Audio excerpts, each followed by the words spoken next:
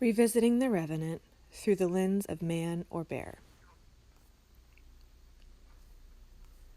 Nearly 10 years after watching the film, I can only remember two scenes from The Revenant. One of the scenes shows a white man raping an indigenous woman in the woods, and the other scene, also in the woods, shows a female grizzly with cubs carrying out a defensive attack against the film's protagonist. Premiering almost a decade before the internet's man or bear trend, I can't help feeling like The Revenant presents both the question, man or bear, and the answer, neither, ideally. If you're unfamiliar, man or bear was a 2024 TikTok trend in which women answered the question, would you rather find yourself alone in the woods with a random man or a bear? Many women chose bear, and many men reacted with anger, disbelief, annoyance, or all three. The more I learn about bear attacks, the more I don't want to find myself alone in the woods with a bear. Cats may have developed a reputation for playing with their food, but it turns out death by big cat might be quicker than death by bear.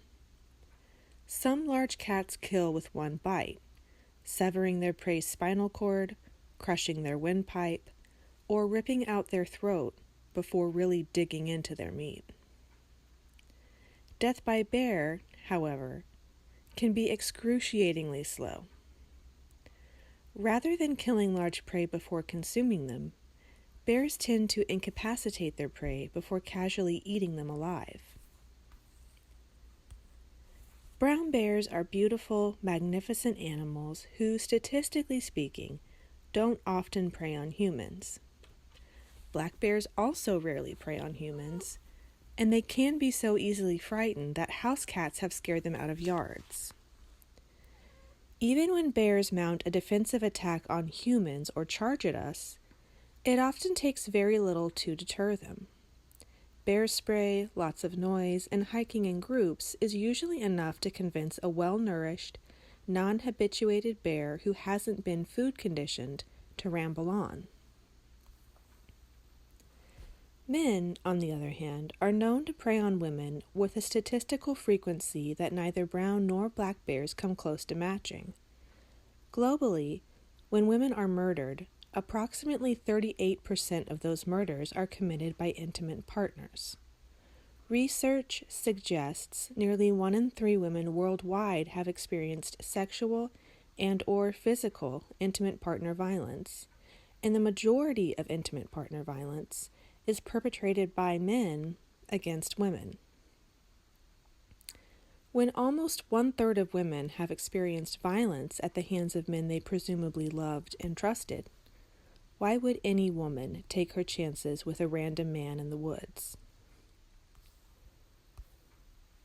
Further, men aren't as easily deterred as bears.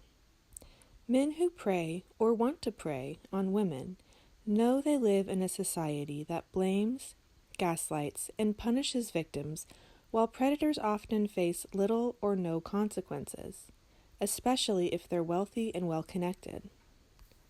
In most cases, being educated about bear safety should be enough to protect women from bears. But I can attest that all the education in the world won't necessarily protect women from men. When you're a woman, perhaps especially a woman who has been preyed on by men before, it makes total sense that men can be just as frightening as bears, if not more so. Many women will go their whole lives without interacting with bears, much less aggressive bears. But when it comes to men, most women know it's unwise to underestimate what they're capable of, and we learn this early in life, either through education or personal experience. Sometimes both. Recently, I rewatched the Revenant scenes I mentioned earlier. As a survivor of sexual violence, I was unsurprised when the rape was harder for me to watch than the bear attack. But as someone who's thankfully never experienced a bear attack, I didn't expect to see myself in both scenarios. I've been the quietly weeping woman, tearfully waiting for the man behind her to stop. I've also been the smaller animal, violently subdued by the bigger animal, holding my breath, too terrified to move. I suppose that's why I instinctively hold my breath when I pass a random man on the trail. I suppose that's why I always carry a knife in the woods, whether I'm hiking in bear country or not. The IMDb Parent's Guide to the Revenant categorizes the rape of the indigenous woman as mild and slots the scene under the guide's sex and nudity section. The scene is described as easy to look away for. Conversely, the computer-generated bear attack on Hugh Glass is described as extremely intense, graphic, and painful to watch. I find the juxtaposition an interesting, upsetting microcosm of the culture we find ourselves living in almost a decade after the movie's release.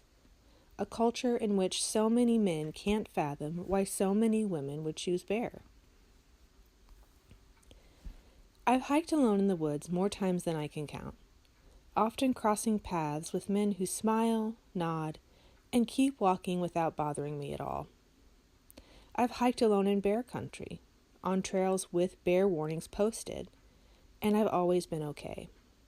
Still, when it comes to the man or bear dilemma, my answer will probably always be neither, ideally.